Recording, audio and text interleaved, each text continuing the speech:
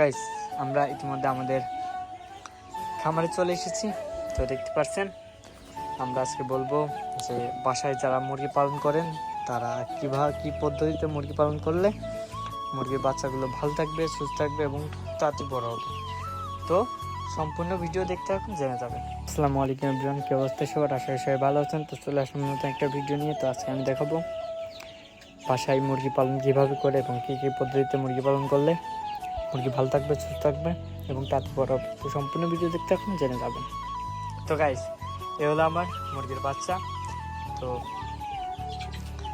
কি কি কাজ করবেন প্রথম অবস্থায় মুরগি আনার পর?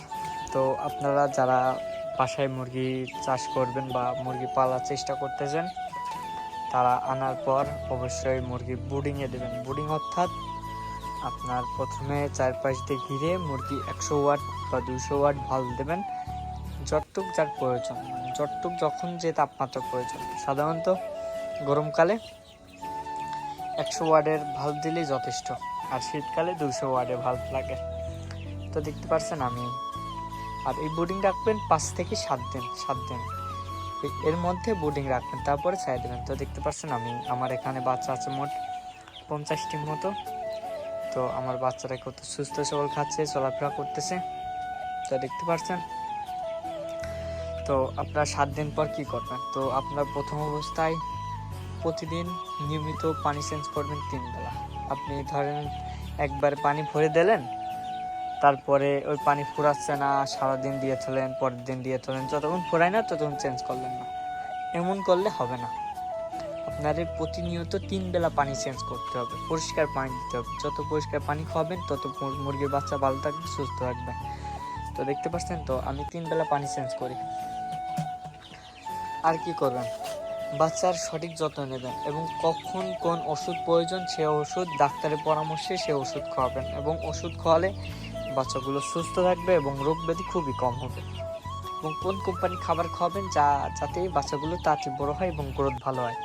তো আপনারা নারিশ কোম্পানি খাবার খাওয়াবেন, নারিশ কোম্পানি খাবার ভালো এবং বাচ্চাগুলোর গ্রোথও ভালো হয়। তো আমি সাধারণত নারিশ কোম্পানি খাবার খাওয়াই।